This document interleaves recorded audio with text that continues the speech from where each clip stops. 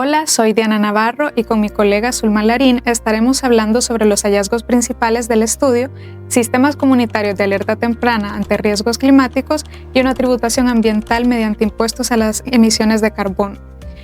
Creo que vale la pena, Zulma, que iniciemos hablando justamente de riesgo climático, que es como la forma de contextualizar a las personas. Y cuando hablamos de riesgo climático nos estamos refiriendo principalmente al potencial daño que el cambio climático puede causar tanto a personas como al medio ambiente. Entonces, creo que es necesario que se entienda cómo el riesgo climático afecta directamente a las comunidades. Bien, muchas gracias, Diana, por estar hablando de este tema importante, no solo para El Salvador, es para la humanidad. Claro que sí. El cambio climático ya es parte de nuestras vidas en el mundo, porque el planeta está enfermo. Y su enfermedad la tenemos que salvar todas y todos en el planeta. Eso es así. En El Salvador, por supuesto que cuando se habla de cambio climático o del calentamiento global y cómo afecta, porque una cosa es cambio climático y otra cosa es calentamiento global. Entonces, cómo el cambio climático está afectando a El Salvador pasa por las condiciones de vulnerabilidad ambiental en que vive una buena parte de nuestro país y sobre todo aquellas comunidades que socialmente viven en pobreza. Esto tiene que ver con desigualdades porque para que el cambio climático no tenga un impacto directo sobre la vida de las personas y que no pueda haber gente que muere por eso, tendría que resolverse primero construir la visión ecológica de los riesgos en nosotras y nosotros. Segundo, que teniendo toda esa información las personas y conociendo la vulnerabilidad ambiental en que vive, no solo social, sino económica, política, institucional, podemos nosotros contribuir, y el país, sobre todo las políticas públicas, deben de contribuir a mejorar condiciones de vida de la población para que una afectación como las lluvias permanentes que están dándose, como las sequías que se están desarrollando hoy más fuertes por el fenómeno de la niña y el niño, que son mucho más extensos, ¿verdad? Ahí es donde la política pública tiene que funcionar. Claro, y me parece importante lo que mencionaba que El Salvador está inserto en un contexto global, donde hay tantos países, bueno, principalmente son 3 los países a nivel mundial que emiten la mayor cantidad de gases de efecto invernadero, que emiten cerca del 40% de los gases, únicamente 3 países. Y están los 100 países que menos emiten gases y emiten menos del 3%. Y dentro de esos países que emiten muy poco está El Salvador, no solo por nuestro tamaño territorial, sino también porque estamos en una región que históricamente nunca ha sido de las más emisoras de gases de efecto invernadero. Pero aún así El Salvador, por la ubicación geográfica que tiene, se ve inserto muchos riesgos en la región. Tenemos el riesgo de que estamos cerca del Pacífico, que también tenemos el Atlántico en la parte norte de Centroamérica, que como región en su totalidad es muy vulnerable al cambio climático. También somos parte del corredor seco. Entonces, justo como mencionaba, se ha observado que los mayores desastres ocurridos en El Salvador vienen a partir de tormentas, a partir de inundaciones. También hay un componente de deslizamientos y sequías, pero sí estamos viendo estos efectos del cambio climático principalmente en las tormentas, y que justo como mencionaba afecta a las comunidades vulnerables, porque me parece que me comentaba que la mayor parte de la gente en El Salvador vive en territorio vulnerable. Así es que El Salvador, el 80% del territorio salvadoreño es vulnerable a cualquier situación de amenazas por riesgos, sean climáticos o sea por situaciones de el canal seco, por ejemplo, que nos obliga a buscar formas de producción diferentes para que podamos, digamos, sobrevivir a la situación cuando se presentan este tipo de fenómenos como la sequía, ¿verdad? Ya frente a estas situaciones, El Salvador vive una situación también de crisis de agua. O sea, es parte del cambio climático el que la situación de agua por estrés, o ya le llaman al Salvador, le llaman ya muchos estudios de tener estrés hídrica, y eso tiene que ver también con los fenómenos climáticos. Entonces, las condiciones de vida en que vive la población, en que vive el salvadoreño común, esas condiciones de vida, que está frente a un barranco o que está cerca de un río o que viven en casas de cartón todavía, casas de lámina, todas esas condiciones sociales y económicas de la población agravan más la situación del fenómeno climático, ¿va? Porque los fenómenos climáticos han existido en la humanidad, han existido, pero en condiciones de hoy, de este mundo, de este modelo, de estos sistemas, la gente vive con más pobreza.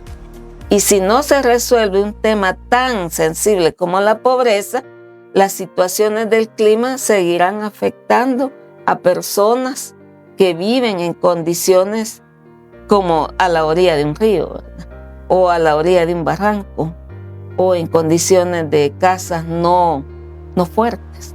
Y ahí es donde este fenómeno nos afecta. Por eso el estudio nos ayuda mucho a comprender que si no se ven las desigualdades primero, o no se resuelve el tema de desigualdades, estos fenómenos climáticos impactarán fuertemente también en aumentar la pobreza de la gente. Sí, claro, y siento que es a partir de este diagnóstico que se realiza y del reconocimiento de la situación, porque el diagnóstico está, pero al reconocer este riesgo tan grande en el que vivimos y el que enfrentan las comunidades, principalmente las comunidades más vulnerables en este país, es que surge la propuesta y la necesidad de sistemas comunitarios de alerta temprana, que es lo que se menciona en el estudio, porque es cierto que ya existen esfuerzos a nivel nacional para entender cuáles son los riesgos naturales que existen, formas de procesar la información, existe una institucionalidad detrás, esfuerzos que se vienen haciendo desde hace décadas en el país. Pero esta información en general queda centralizada, entonces no llega a las comunidades. Entonces esta propuesta de sistemas comunitarios surge justamente de eso, de sistemas que no necesiten gran cantidad de recursos, pero que la gente puede implementar de forma efectiva en sus comunidades, con conocimiento que se les puede otorgar, pero con recursos que ya tienen, y que sea información que se esté generando de forma constante para prevenir. Porque cuando hablamos de este tipo de sistemas, es importante que no se actúe solo ante riesgos inmediatos o ante desastres que ya tenemos encima, sino que podamos prever para no enfrentarnos directamente a situaciones graves de inseguridad alimentaria por pérdida de cultivos de forma inmediata, sino que podamos de alguna forma evitar que esta situación escale. Exacto. O que los efectos sean tan devastadores. Entonces, no sé si nos puede comentar experiencias que ha observado dentro de las comunidades en las que trabaja, de ejemplos de sistemas que ya hayan sido implementados.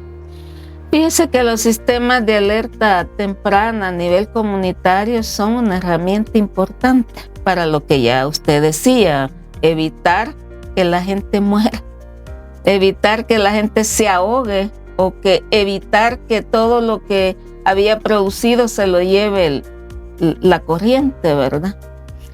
Estos sistemas de alerta comunitaria son herramientas que contribuyen a la toma de conciencia también de la gente. Pero para llegar a eso necesitamos que la gente pase por procesos de educación popular. O sea, primero entender que la situación climática es una realidad en la vida del país, de todas las personas, pero fundamentalmente ellas que viven en condiciones de vulnerabilidad. Y a partir de esas propuestas, claro que son herramientas que nos van a ayudar para que primero se trabaje el enfoque, que es la gestión ecológica de los riesgos, que es una amenaza, que es un riesgo, y todas esas dos cosas juntas, cómo nos lleva al desastre. para que no suceda el desastre, entonces tenemos que detectar primero, en alerta temprana, dónde está la amenaza y dónde están los riesgos. Y que la comunidad por sí misma, las personas participen en sus diagnósticos comunitarios, ubicando la amenaza, ubicando el riesgo, para poder contribuir a mitigar. Y ya teniendo esa visión de cómo mitigar las amenazas, cómo mitigar los riesgos, entonces podemos evitar que el desastre se dé. Claro que eso es toda una metodología que se ha trabajado acá en el estudio y que va a contribuir a darle a las personas en la comunidad toda esta información para que puedan planificar. Porque para hacer esto hay que tener una visión estratégica de la comunidad, una planificación sencilla para saber dónde están las zonas más seguras, dónde está la zona del riesgo, dónde está esto, dónde están los elementos que contribuyen al desastre. Y a partir de eso, esa planificación, por supuesto que nos va a ayudar mucho a poder mitigar y a poder contribuir a la resiliencia que necesitan nuestras comunidades. Porque no nos vamos a quitar que El Salvador es de los países, igual que toda Centroamérica, vulnerable frente a estos fenómenos. Por la posición geográfica en que usted ya explicó, vivimos en El Salvador. Y porque nosotros estamos casi frente al Ecuador, donde nos divide ahí la línea, ¿verdad? Y eso es lo que nos hace o nos provoca más fenómenos que están afectándonos directamente a la región centroamericana, pero El Salvador, por ser un lunarcito pequeño, claro que nos afecta mucho más. Y por eso, frente a estas situaciones, el tema para mí siempre que hay que ver es el tema de la pobreza, porque es ahí donde se hace más vulnerable, donde ahí se provocan los desastres.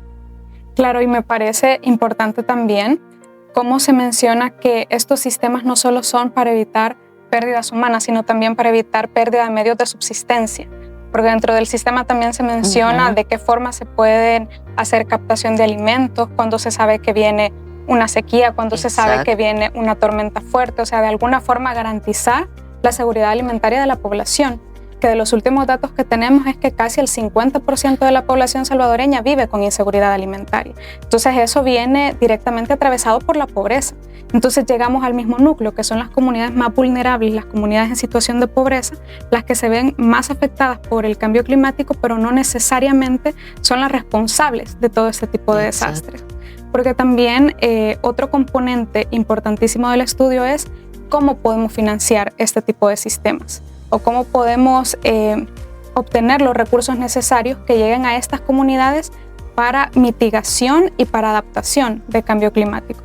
Entonces, la propuesta que se realiza en el estudio es implementar un impuesto a las emisiones de carbono, es decir, que sean aquellas industrias más contaminantes, por ejemplo, en el caso de El Salvador, la más contaminante es la industria del cemento. Entonces, que sea este tipo de industrias que son directamente responsables de las afectaciones climáticas que hay en el país, las que aporten más para que exista ese tipo de recursos y se puedan financiar los sistemas, pero también Zulma está, si no me equivoco, una institucionalidad ya hecha con Protección Civil en El Salvador, que de alguna forma el dinero que se recaude a través de este impuesto podría venir a fortalecer esa institucionalidad ya creada de sistemas nacionales que puede también vincularse con sistemas dentro de las comunidades.